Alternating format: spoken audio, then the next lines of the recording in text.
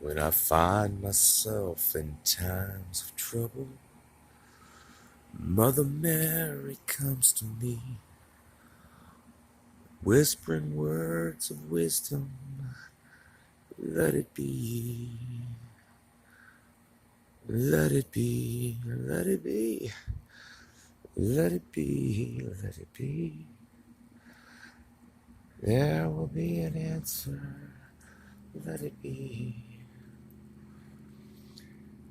In my time of darkness, well, there's still a light that shines on me.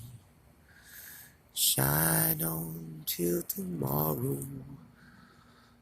Let it be. Let it be. Let it be. Let it be. Let it be. There will be an answer. Let it be. Alright, enough of the shitty singing. Why it's important to always be willing to walk away. The trauma bond is a son of a bitch. And for whatever reason, people healing from all that shit, we as people, we tend to attract toxics, childish people, what they call narcissistic people.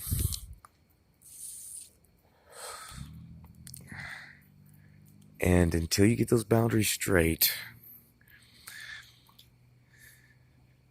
we walk away. It's very important to have your mindset, especially if you've been in codependent relationships, where you've enabled people, where you have been overly dependent upon people, emotionally vulnerable to people. It's very fucking important to get that emotional resilience built up. Because we have to learn how to treat ourselves, and we have to teach others, unfortunately, especially in this fucked up world today, we have to teach others how to treat us. It's not a given that a motherfucker will know how to treat you at all. Period. And there are so many. There's the Scottsville, Kentucky library, y'all. It's so important these days. If you want to heal, and I had to learn this shit the hard way, and I'm still learning it, because you cannot avoid toxic people. You can, however, after a while, because we attract them, you can, after a while, not attract so many or make it so unpleasant for those types that they'll leave you alone. I always set up that boundary. I'm always willing these days. The few times that I have stayed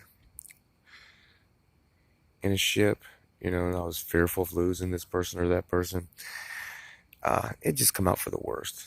It come out for the worst. Most of y'all know this. I mean,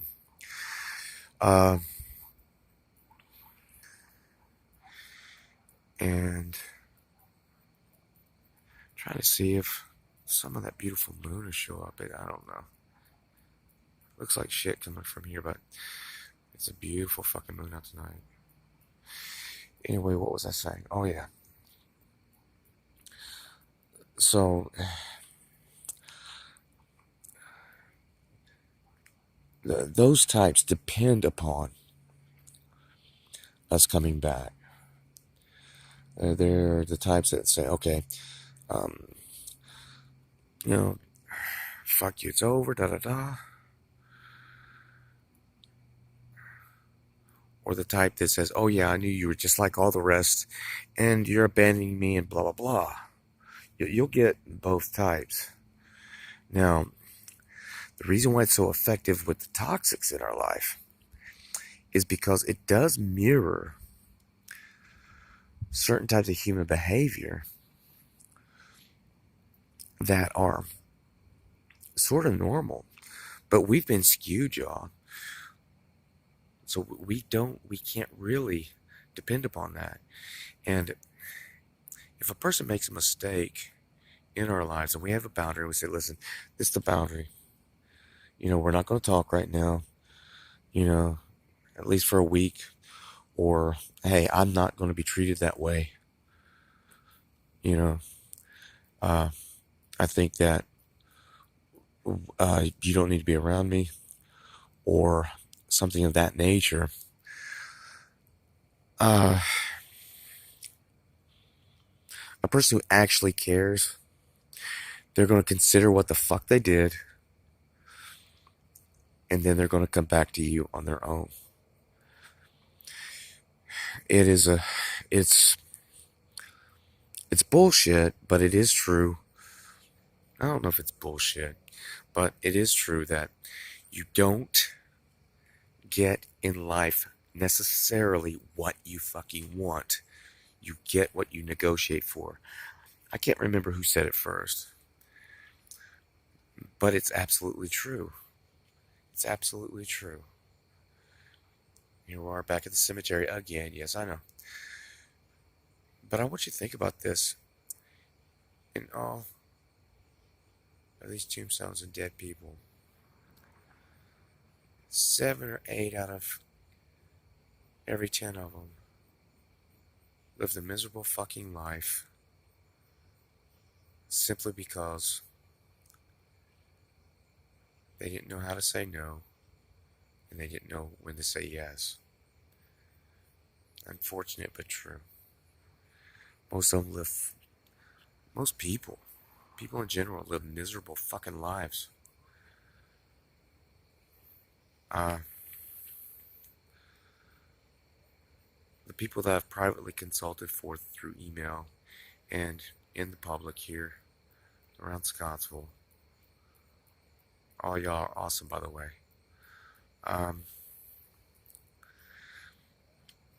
They know that, I've given up a lot.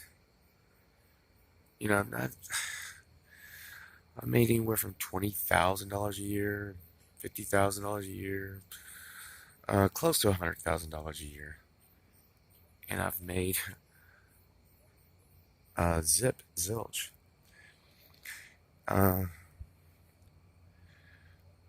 Right now,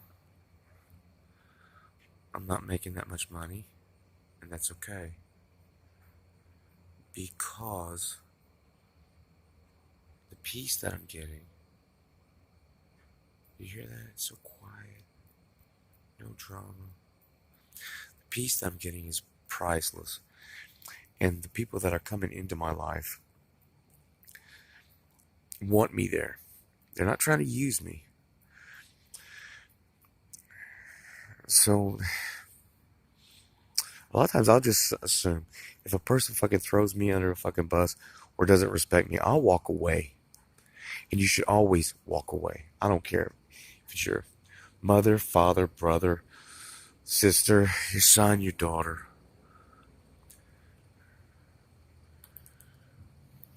Your true love, whatever the fuck that means. Always be willing to walk away. Because if they honestly care, they'll come back.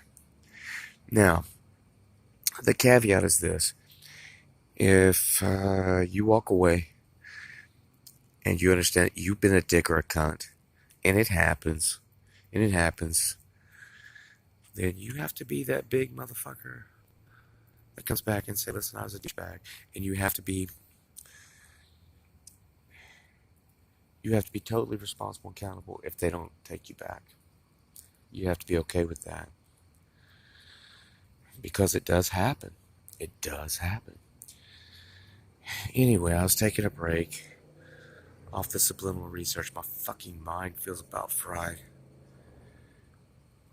And I thought that I'd just make a video because it keeps coming up. I might do one about the great male exodus and why that's important to the healing. And this whole wall issue. Now, I'll just do the wall issue right now. It is fairly simple. You don't have to be a Republican or Democrat to understand this shit.